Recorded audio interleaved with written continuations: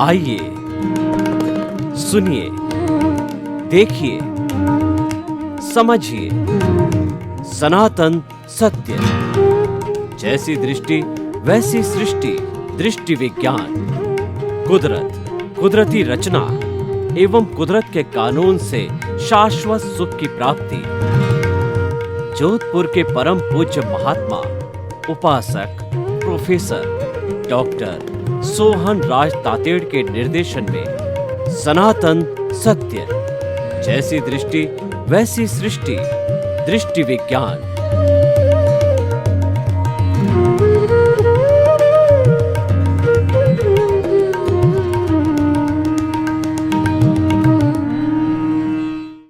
भाई और बहनों, मातृशक्ति को नमन। आज का हमारा अति उत्तम विषय सामुदायिक जीवन शैली। देखिए, सामुदायिक का अर्थ होता है कि सामूहिक रूप से जीवन जीना, शांतिपूर्ण सहवास करना, हरेक के अस्तित्व को स्वीकार करना।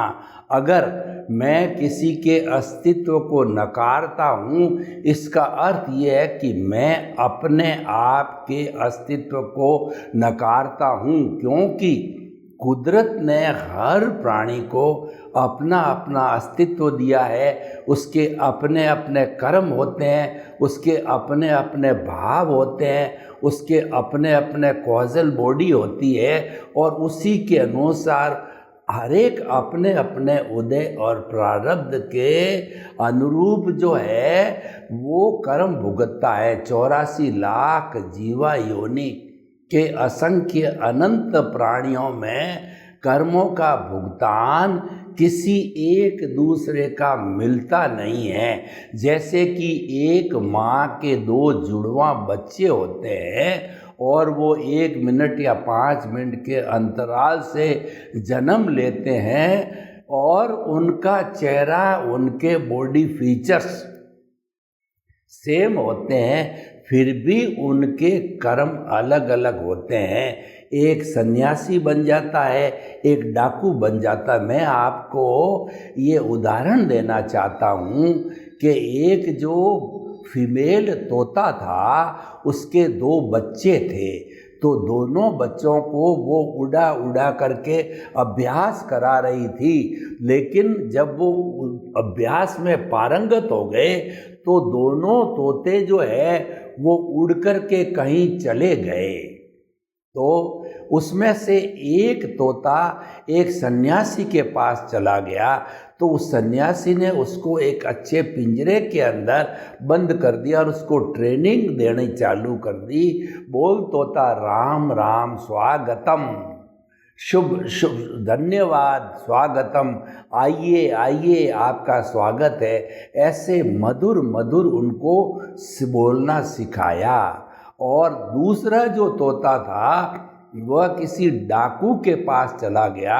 डाकू ने भी उसको जो है एक पिंजरे में बंद किया और उसको ट्रेनिंग देना चालू किया कि मारो, काटो, धमकाओ और इसको जो है लूट लो, खसोट लो। इस तरीके से वो सिखाने लग गया, क्योंकि डाकुओं के पास यही ट्रेनिंग होती है। देखिए, एक माँ के 2 तोते और उनको अलग अलग एनवायरमेंट मिला, अलग अलग संस्कार मिला, और वो अलग अलग तरह के बन गए, क्योंकि दोनों के कर्म अलग अलग।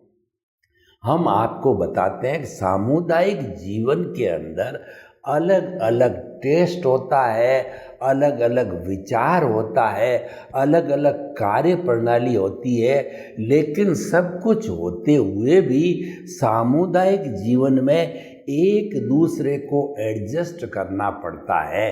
क्योंकि जो कोई भी जन्म लेता है उसको जीने का अधिकार है, वह जीना चाहता है, मरना कोई नहीं चाहता। और हर जीवित प्राणी सुख चाहता है, दुख कोई नहीं चाहता। दुख अपने कर्मों के अंतर्गत मिलता है, वो बात दूसरी है। सामुदायिक जीवन शैली जो है सबसे पहले हमारे परिवार से चालू होती है। बच्चा जब जन्म लेता है तो जन्म लेते ही उसको माँ बाप मिलते हैं, भाई बहन मिलते हैं, वह बड़ा होता है उस एनवायरनमेंट में, और माँ बच्चे की प्रथम पाठशाला है। उसको जैसे संस्कार देती है उसके अनुरूप बच्चा ढलने लगता है। माँ बच्चे की प्रथम पाठशाला इसीलिए कही कि तुतली तुतली भाषा के अंदर बुलाना माँ ही सिखाती है। इसीलिए जो भाषा हम सीखते हैं बचपन में वो मदर टंग कहलाती है। मदर का बच्चे के निर्माण के अंदर बहुत बड़ा स्थान होता है। इस दुनिया के अंदर जितने भी लोग महापुरुष हुए हैं वो सब उसके पीछे कोई न कोई स्त्री है, चाहे बहन है, पत्नी है, और जो है दादी है, नानी है, कोई न कोई स्त्री जरूर होती है, क्योंकि स्त्री को भगवान ने करुणा की मूर्ति बनाई है, उसको सहृदय बनाई है, और वह कोमलता के कारण जो है बच्चे को अपना बना लेती है, उसको प्रेम देती है। और जेंट्स जो है थोड़ा कठोर होता है क्योंकि उसको अनुशासन करना पड़ता है। फादर अम्ब्रेला होता है, फादर अनुशासन करता है और माता करुणा करती है, तो दोनों से मिलकर के बच्चा जो है पारंगत होता है। कैसे होता है कि जो कुम्हार होता है वो मिट्टी का घड़ा बनाता है तो नीचे तो हाथ रखता है और ऊपर से चोट मारता है, जब जाकर के ठंडे पानी का घड़ा बनता है। यानी किसी भी मानव को बनने के लिए उसके अंदर दोनों ही गुण होने चाहिए। उसके अंदर शक्ति भी होनी चाहिए और करुणा भी होनी चाहिए। उसको नारियल की तरह होना चाहिए, ऊपर से कठोर और अंदर से जो गिरी मुलायम होती है, वैसा जो है एक प्रशासक को, एक व्यक्ति को होना चाहिए कि जिस क्षेत्र के अंदर वो काम करे और वह जो है अनुशासन करने वाला हो, वो लीडर हो, तो उसको डंडा दिखाना चाहिए, डंडा मारना नहीं, आंख दिखानी चाहिए, लेकिन किसी का बुरा नहीं करना, क्रोध नहीं करना। उससे हमारा संतुलन रहता है और उससे अनुशासन बनता है, उससे अच्छा परिवार चलता है, राज्य चलता है, देश चलता है और विश्व चलता है। तो भाइयों और बहनों, सामुदायिक जीवन शैली का अर्थ हो गया वसुधैव कुटुंबकम, यानी कि हम इस वसुधा पर रहने वाले, इस पृथ्वी पर रहने वाले 7.8 अरब की जनसंख्या के समस्त लोग एक वसुधा माँ की संतान है और वासुदेव हमारे पिता है। यानी कि हम सभी के माता पिता एक होने से हम भाई भाई हैं। हमारे में भातृत्व होना चाहिए, हमारे में प्रेम होना चाहिए, हमारे में भाईचारा होना चाहिए, हमारे में सौहार्द होना चाहिए। हमें एक दूसरे को नीचा नहीं दिखाना चाहिए, एक दूसरे का बुरा नहीं सोचना चाहिए और किसी व्यक्ति को गिराने की कोशिश नहीं करनी चाहिए। वही सामुदायिक जीवन शैली है। तो हमारा समाज उसका सबसे बड़ा उदाहरण है। देखिए, एक समाज में 36 कौम के लोग रहते हैं, जिसके अंदर हर एक का अलग अलग जो है वो कहना चाहिए पारिवारिक संस्कार होते हैं, हर एक की अलग अलग आइडियोलॉजी होती है, हर एक का अलग अलग धर्म होता है, हर एक की अलग अलग उपासना विधि होती है। लेकिन विविधता के होते हुए भी समाज की जहाँ बात आती है वह समाज एक हो जाता है। समाज का उदाहरण देखिए, राष्ट्र, भारत राष्ट्र, झंडे के लिए जो है हम अपनी जान गंवाने को तैयार रहते हैं। हमारे सरहद पर जो है वो लड़ने वाले हमारे भाई लोग, तो वहाँ पर जो है वो इतना जो है वो परिश्रम करते हैं और इतनी देखभाल करते हैं, उनकी जान चली जाती है, लेकिन वो घुसपैठिए को भीतर नहीं आने देते हैं। जान पर खेल कर भी वो हमारी सुरक्षा करते हैं। तो भाइयों और बहनों, ये सामुदायिक जीवन शैली है। एक राष्ट्र के अंदर कितने धर्म होते हैं, कितनी जातियाँ होती है, कितने रिचुअल्स होते हैं और कितनी हर एक की सोच अलग अलग होती है, क्योंकि मुंडे मुंडे मतिर भिन्ना। जितने लोग होते हैं उतने विचार होते हैं, आइडियोलॉजी होती है, लेकिन इन सब के होते हुए भी भारत के लिए कहा जाता है कि विविधता में एकता है। यूनिटी एमॉन्ग डाइवर्सिटी भारत के लिए कही जाती है। और इसके उदाहरण समय समय पे हमको मिलते हैं कि लाल बहादुर शास्त्री प्रधानमंत्री थे, उस समय हमारे भारत पर चीन और पाकिस्तान के जो हमले हुए, तो उससे जो है हमारी काफ़ी जन और धन की हानि भी हुई और देश के अंदर थोड़ी कहना चाहिए कि अर्थव्यवस्था भी गड़बड़ होने लगी, अनाज भी जो कमी होने लगी। तो उन्होंने जो है वो एक जो है लोगों के सामने अपील जारी करी कि अभी इमरजेंसी है, अभी कष्ट का समय है, अभी अर्थ की आवश्यकता है। तो लोगों ने सैकड़ों टन सोना कहिए, धन कहिए, दौलत कहिए, उनको अर्पित कर दी। दूसरा, अनाज की कमी आई तो उन्होंने स्वयं ने सोमवार को व्रत रखा और सबको सलाह दी, चैरिटी बिगिंस फ्रॉम होम। सबसे पहले खुद समर्पित होता है।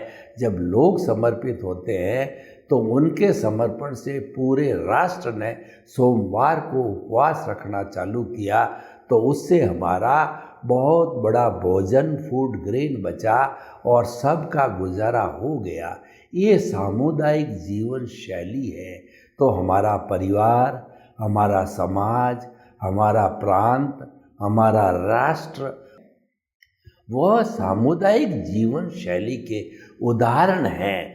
तो इस सामुदायिक जीवन शैली को जीने के लिए क्या सूत्र होने चाहिए, वो हम आपको बताना चाहते हैं कि सबसे पहला सूत्र है कि सामुदायिक जीवन शैली के अंदर किसी के अस्तित्व को नकारो मत।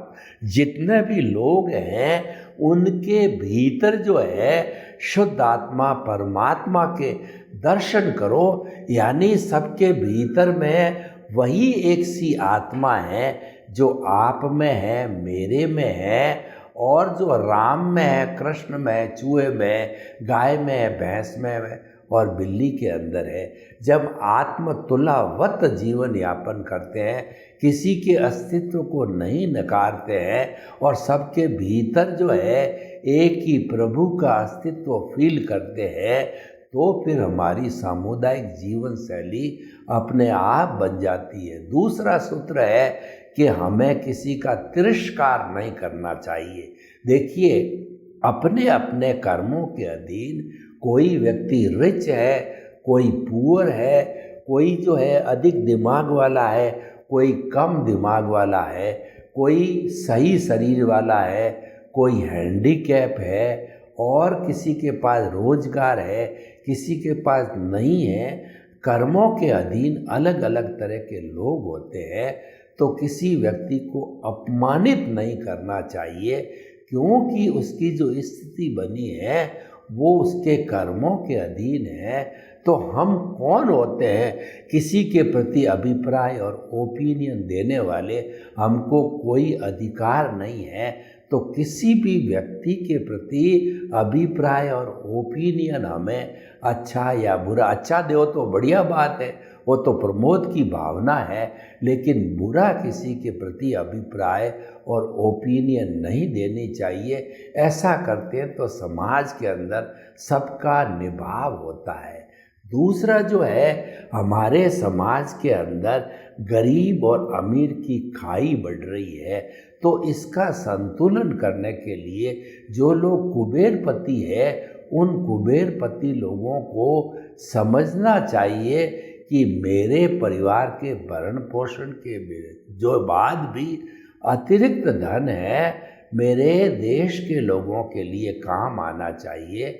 तो उनको जो है उसको डोनेट करना चाहिए, चैरिटेबल संस्था बना करके जो अभावग्रस्त भाई है उनको रोटी, कपड़ा, मकान, शिक्षा, चिकित्सा जो बेसिक सुविधाएं हैं वो मुहैया करानी चाहिए। हालांकि यह कार्य सरकार का है और सरकार तो अपने अनुसार सब कराती है, लेकिन फिर भी हमारे एनजीओ है, समाज के जो लोग हैं और सामाजिक संस्थाएं हैं, उनको ये अवश्य ही देखना चाहिए। उससे जो है हमारा सामुदायिक जीवन अच्छा बनता है, शैली अच्छी बनती है।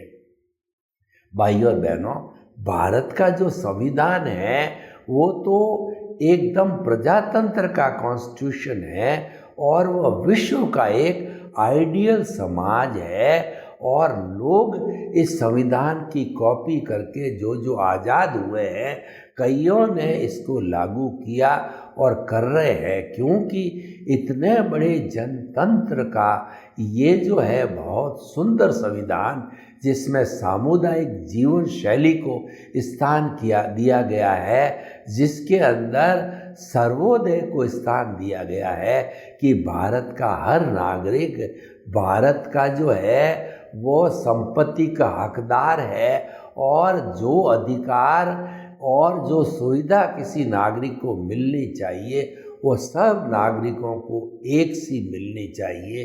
तो इसीलिए आगे बढ़ने का अधिकार जो है समानता के साथ में हमारी सरकार है लोगों को मुहैया कराती है। उसके अंदर जाति, वर्ण और जो है भाषा और गरीब अमीर का कोई भेद नहीं होता है।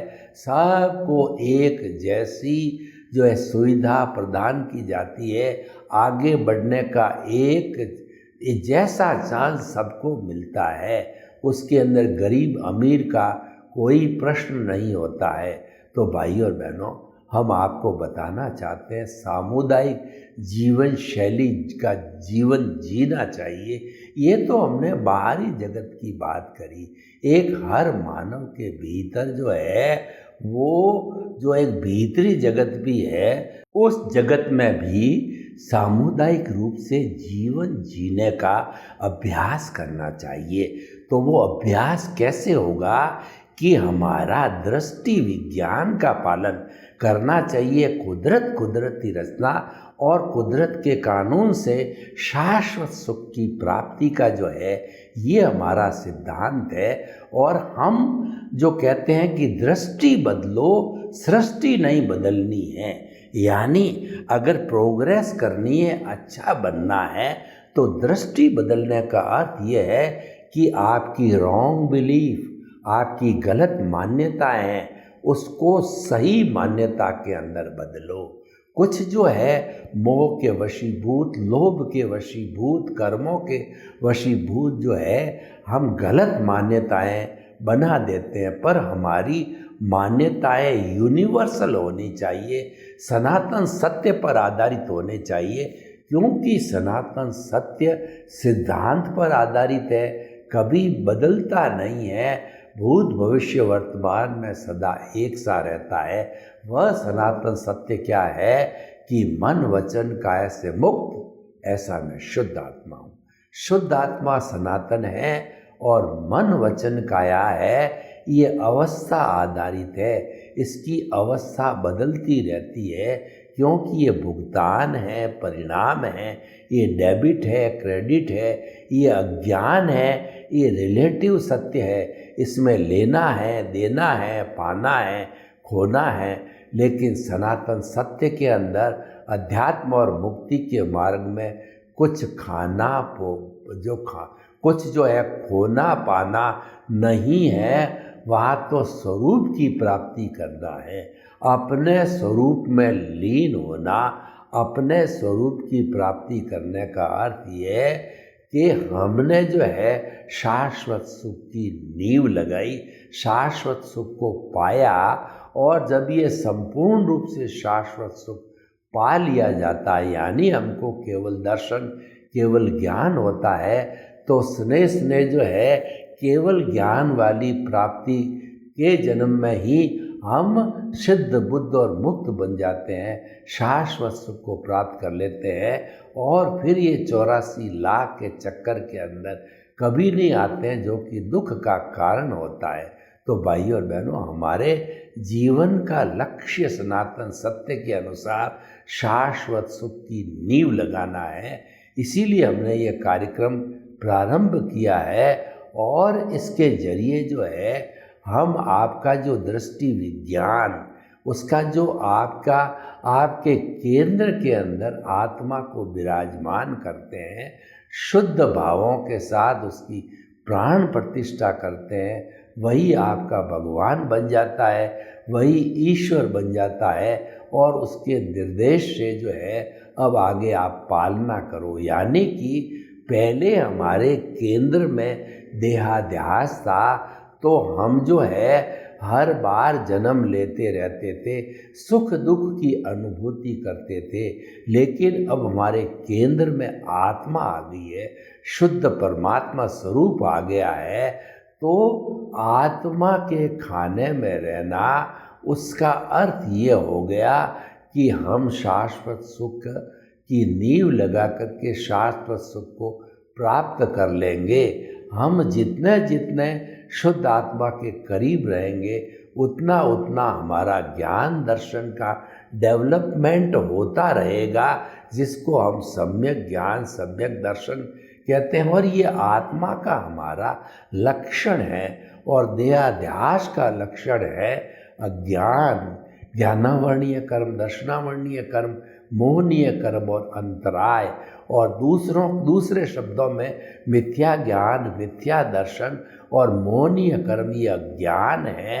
अज्ञान जितना जितना सघन होता है, उतना हमारा भव भवांतर संसार बढ़ता है, और सम्यक ज्ञान सम्यक दर्शन जितना सघन यानी डेवलपमेंट होता है, उतना उतना हम शाश्वत सुख के करीब, ब्लिस के करीब, मुक्ति के करीब जाते हैं। तो भाई और बहनों, हम आपको बतलाना चाहते हैं कि हम अपने स्वरूप में रहें और अपने अस्तित्व की खोज करते रहें, तो ये हरेक का सामुदायिक जीवन हो जाता है। ऐसा व्यक्ति कहीं पर भी एडजस्ट हो जाता है। सामुदायिक जीवन शैली के व्यवहार जगत के हम आपको 5 सूत्र और देते हैं। वो ये है कि पहला जो है हमारा जो है वो पहला सूत्र है जगत निर्दोष, यानी आप खुद के दोष देखो, दुनिया के लोगों के दोष मत देखो, क्योंकि दुनिया में कोई दोषी होता ही नहीं है। सारा दोष आपके कर्मों का है। इसी कारण उसके भुगतान के लिए कुदरत किसी व्यक्ति को आपके पास में लेन देन के लिए और जो है लेना देने के लिए भेजती है। तो जो है वो जगत निर्दोष। दूसरा, टकराव टालिए, यानी एक दूसरे का टिट बिट्स नहीं करना, एक दूसरे की क्रिया की प्रतिक्रिया नहीं करना। ऐसा करने से टसल बढ़ती है, झगड़ा बढ़ता है और बड़े बड़े कार्रवाई पुलिस की और कोर्ट की हो जाती है। तीसरा जो है वो है कि एडजस्ट एवरीवेयर। हमारे को सामुदायिक जीवन शैली का पालन करने के लिए हमारी जैसी भी परिस्थितियाँ होती परिवार में, कभी भोजन कम मिला, कभी ज़्यादा मिला, कभी अच्छा मिला, कभी मीडियम मिला और कभी सर्दी मिली, कभी गर्मी मिली, हर परिस्थिति में हमको एडजस्ट करना चाहिए। और चौथा है भुगते उसकी भूल। इसका अर्थ ये हुआ कि मैं अगर कोई भी कष्ट भुगत रहा हूँ तो भूल मेरी है, कोई भुगता रहा है उसकी भूल नहीं है, क्योंकि उसको तो कुदरत ने जो है मेरा सुख दुख भुगताने के लिए, मेरा हिसाब क्लियर करने के लिए भेजा है, एनओसी के लिए भेजा है। तो वह तो उसके प्रति तो आप जो है वो कृतज्ञता का भाव रखो कि वो आपके कर्मों को खपाने के लिए, एनओसी देने के लिए, आपको मुक्ति भिजवाने के लिए आया हुआ है। और हुआ सो न्याय, कुदरत हमेशा न्याय करती है। सर्वे भवन्तु सुखिनः, सर्वे सन्तु निरामया। लोग के जीवों को सुख मिले, शांति मिले, आनंद मिले, प्रेम मिले और सौहार्द मिले। सभी हम हिल मिल करके सामुदायिक जीवन शैली का पालन करें। आपके प्रति सद्भावना। ओम।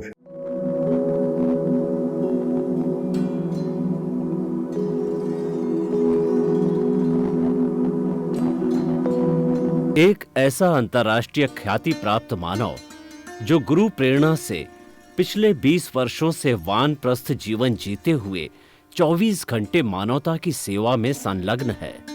एक ऐसा मानव जो अभी राष्ट्रीय, अंतर्राष्ट्रीय टीवी चैनलों पर 7,500 एपिसोड के माध्यम से सनातन सत्य, आत्मविज्ञान एवं पुनरुत्थान, व्यवहार एवं निश्चय जगत के जीवनोपयोगी विषयों पर हृदय स्पर्शी प्रवचन कर चुका है। उस मानव का नाम है महात्मा उपासक प्रोफेसर डॉक्टर सोहन राज तातेड़।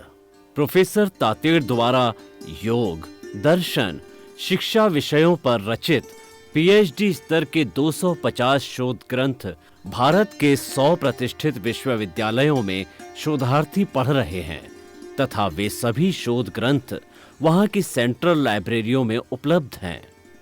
महात्मा सोहन राज ने अभी तक हजारों स्कूलों, कॉलेजों, विश्वविद्यालयों एवं संस्थाओं में सेमिनार, वर्कशॉप, कैंप लगाकर लाखों विद्यार्थियों को योग, दर्शन, शिक्षा का प्रशिक्षण देकर उन्हें सुसंस्कारित किया। डॉक्टर तातेड़ ने भारतीय संस्कृति उत्थान के 4000 से अधिक समसामयिक विषयों पर आर्टिकल लिखकर ऑनलाइन जर्नल, पत्रिकाओं, वेबसाइट्स पर प्रकाशित किया, जिसका उपयोग लाखों पाठक कर रहे हैं। उपासक तातेड़ के 5000 से अधिक आज का सुविचार, आज का शुभ संदेश, आज का मंगल भावना योग आदि चिंतन websites, Twitter, blogger, Facebook, YouTube माध्यमों से लाखों लोग अपना जीवन निर्माण कर रहे हैं। मानवता के मसीहा ऐसे महामानव महात्मा सोहन राज तातेड़ के प्रोफाइल को अभी तक विश्व के 20 लाख दर्शक यूट्यूब पर, 12 लाख गूगल पर एवं लाखों दर्शक फेसबुक, ब्लॉगर, ट्विटर और इंस्टाग्राम पर देख चुके हैं।